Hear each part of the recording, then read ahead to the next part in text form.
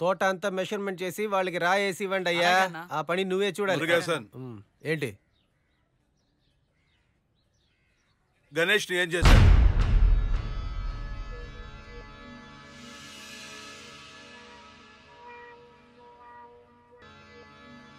నేను ఎప్పుడు ఎంక్వైరీకి పిలిస్తే అప్పుడు స్టేషన్కు రావాలి.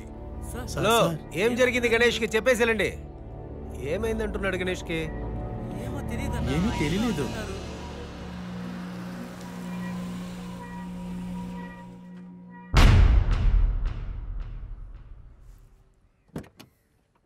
Hi sir.